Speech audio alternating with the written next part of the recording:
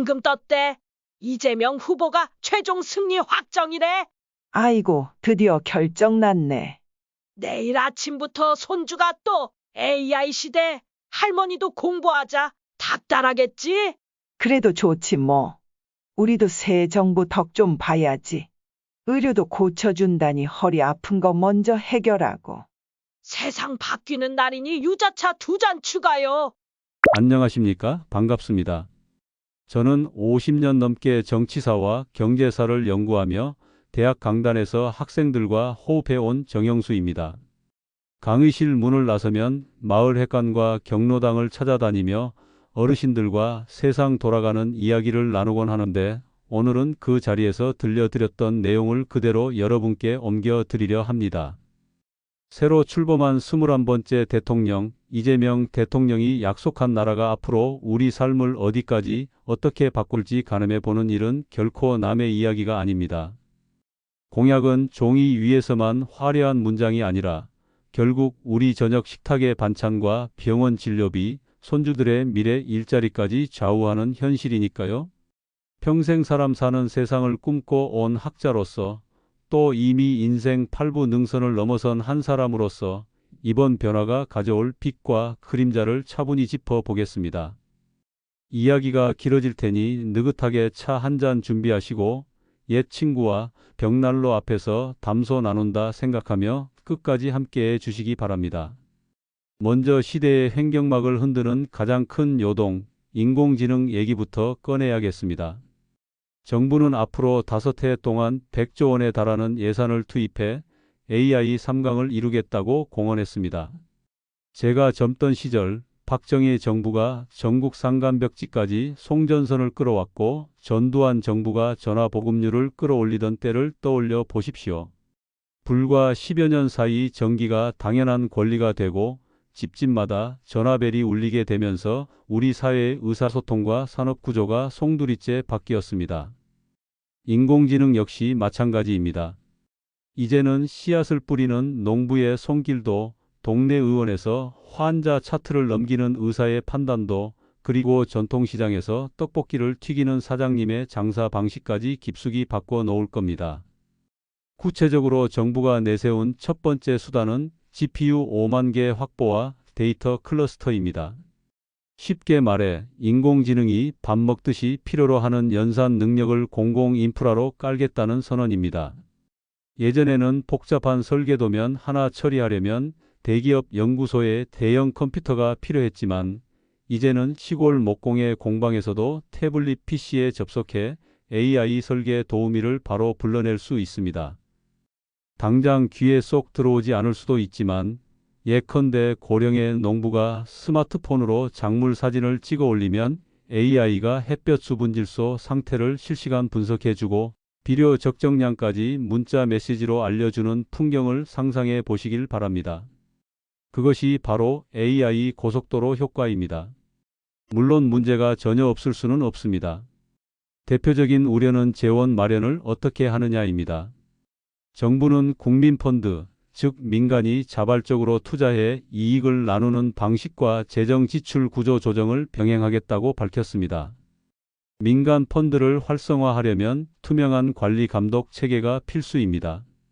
과거의 뉴딜 펀드가 기대만큼 뚜렷한 실적을 내지 못했음을 기억한다면 이번에는 목표별 성과 지표를 촘촘히 공개하고 감시 장치도 함께 세워야 할 것입니다.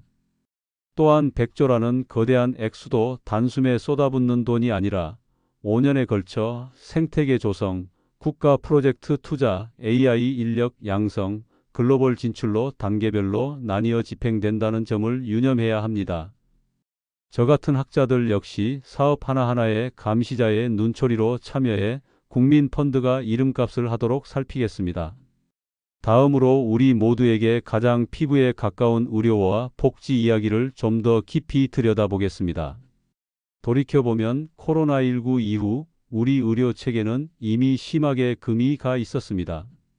의사가 부족한 진료과는 포화 상태고 상간벽지에서는 응급실까지 2시간을 달려 내려와야 생명을 건질 수 있습니다. 대통령은 이 난제를 풀기 위해 세 갈래 처방전을 내놓았습니다. 첫째, 지방과 필수 진료과의 의무 복무를 엮은 공공의대를 사관학교처럼 운영한다는 계획입니다. 2000년대 초반 제복 입은 학도를 길러낸 국방 사관학교 모델을 떠올리면 이해가 쉽습니다. 등록금 대신 국가 지원을 받고 졸업 후 일정 기간 응급중증 진료 현장에 몸담는 대가로 의사 면허가 주어지는 방식입니다. 이렇게 길러진 젊은 의사들이 지역 거점 병원에 뿌리내리면 지금처럼 농촌 어르신들이 앰뷸런스 뱅뱅 돌아다니며 골든타임을 놓치는 일이 줄겠지요. 둘째, 중증응급 환자를 많이 돌볼수록 병원이 오히려 손해를 보는 불합리한 수가 체계를 손질한다는 방침입니다. 간단히 말해 동네 피부과 보톡스 시술보다 뇌출혈 수술이 병원 재정에 불리하다면 아무리 의사가 봉사 정신이 투철해도 필수 의료가 유지될 리 없습니다. 이제는 중증 질환에 대한 보상 구조를 과감히 현실화하고 환자 안전사고에 대한 국가 배상 시스템도 강화해 의사 환자 모두가 소송 리스크에 떨지 않도록 하겠다는 것이죠. 셋째, 말기 환자가 병원 복도에 누워 불필요한 연명치료로 가족과 자신 모두를 지치게 하는 현실을 바꾸기 위해 재택호스피스 체계를 공공보험으로 확충한다는 구상도 포함됐습니다. 제가 자주 가는 경북 예천의 한 보건소장은 부모를 집에서 모시고 떠나보내고 싶은데 사망진단서 한 장 때문에 결국 응급실을 전전하는 일이 허다하다고 울분을 토하더군요. 정부가 이 뿌리 깊은 모순을 손보면 우리 노년의 마지막 길도 훨씬 자존감 있게 정돈될 것입니다.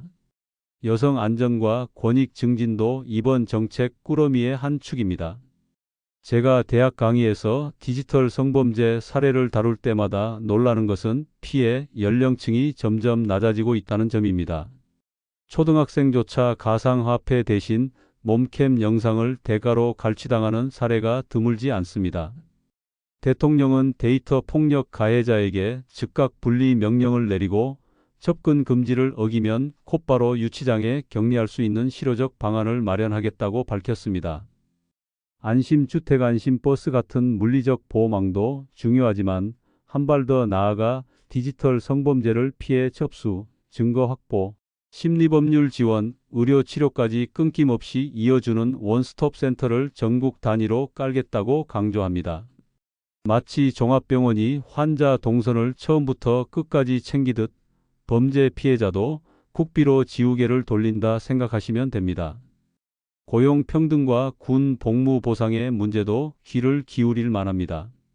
국민의힘이 꺼내든 군 가산점제는 1999년 헌법재판소 위원 결정 이후 뜨거운 감자였지만 이번 정부는 정면 관통하기보다는 호봉 인정이라는 우회로를 선택했습니다. 18개월 병영생활을 공공기관 공기업 호봉 체계에 정확히 반영하면 군필자는 사실상 1년 반의 경력 인정을 받고 여성장애인과 같은 취업 취약 계층은 입사문에서 차별받지 않는다는 논리입니다. 필드에서는 군 가산점보다 실속 있다는 반응이 적잖습니다. 또한 임금 정보 공시제로 기업마다 성별직급별 임금 격차를 수치로 공개하도록 하겠다고 하니 같이 일하고도 남녀 급여 차이가 왜 나는지 모르겠다던 직장인들의 답답함도 다소 풀릴 가능성이 있습니다. 청년 정책은 우리 세대에 무관한 이야기로 들릴 수도 있습니다. 그러나 손주들의 취업주거 해결이야말로 부모 조부모 세대의 소가리를 덜어주는 열쇠라는 사실 누구보다 잘 아실 겁니다. 대통령 공약 가운데 제가 주목하는 첫 번째 대책은 청년 미래 적금입니다. 국가가 이자에 일정 비율로 매칭 지원을 붙여 종잣돈을 마련해주는 방식인데 가입 기간 동안 해지하면 혜택이 모두 취소되므로 젊은 층에게 강제 저축 효과를 줍니다.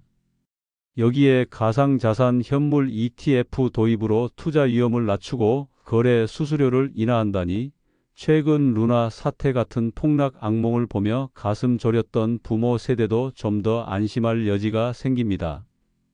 두 번째는 주거 지원입니다. 1980년에서 90년대에는 학사주택이 대학가를 중심으로 퍼졌고 2000년대 들어서는 오피스텔이 원룸 문화를 앞당겼지만 여전히 전세월세 부담은 하늘을 찌릅니다. 정부는 고품질 공공임대를 강조합니다.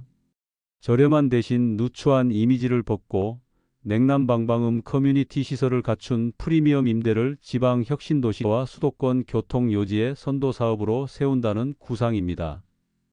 또한 지자체 대학기업이 손잡고 상생형 기숙사를 운영하면 지방 출신 청년이 서울에서 작은 방 하나 찾느라 석 달씩 발품 파는 고통을 덜게 됩니다.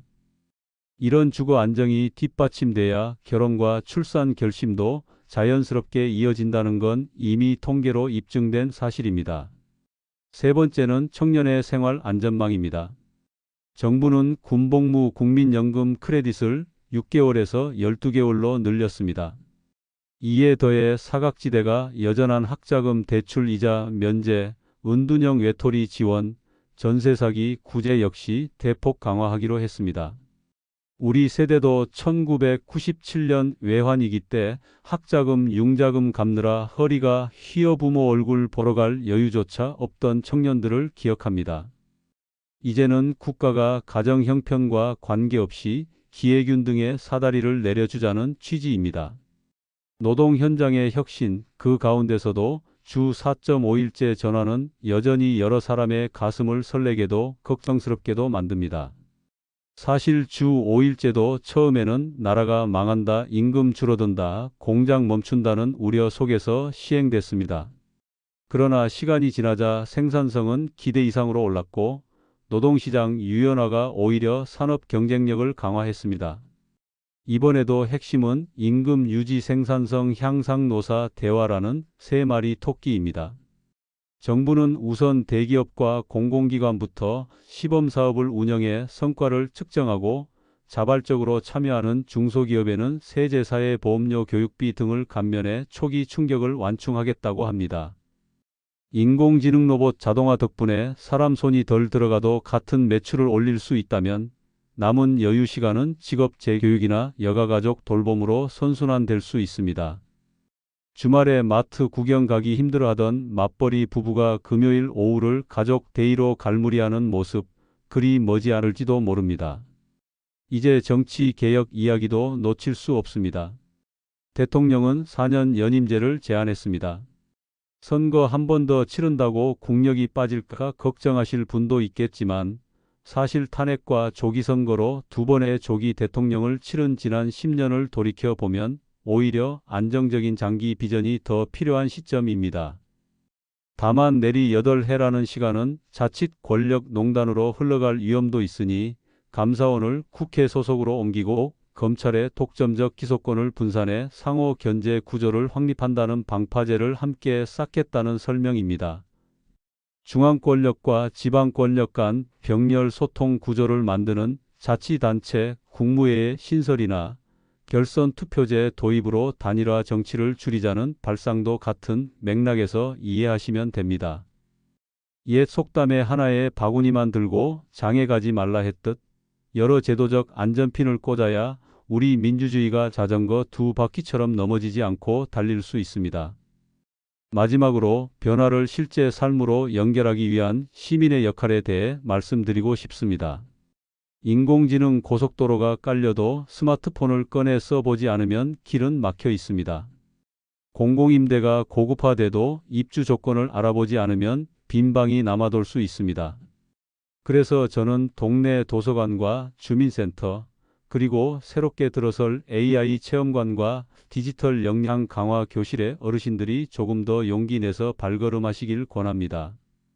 우리 세대는 라디오, 흑백 TV, 컬러 TV, PC 통신, 스마트폰까지 수없이 새로운 문물을 마주해 왔습니다. 그때마다 내가 늙어서 뭐 하냐고 피하기보다는 어깨 걸고 배워가며 결국 익혀냈습니다. 이번 AI 시대도 다르지 않습니다. 나는 기계치라 못해라는 말 대신 나도 한번 눌러볼까라는 호기심을 품으시면 손주가 보내오는 이모티콘 하나를 더 풍성하게 이해하게 되고 갑작스런 건강 이상을 AI 진단 챗봇이 알려주는 새로운 보호막도 얻게 됩니다. 정부가 깔아주는 제도와 인프라는 마치 둑을 쌓은 뒤 물꼬를 트는 것과 같습니다. 물은 결국 우리가 사는 논밭으로 흘러와 씨를 적시고 새싹을 키웁니다. 물꼬를 튼 뒤 벼를 심고 김을 매는 일은 농부의 몫이듯 정책이라는 둑과 물꼬 위에서 새로운 기회를 잡고 실천하는 주체는 결국 우리 자신입니다.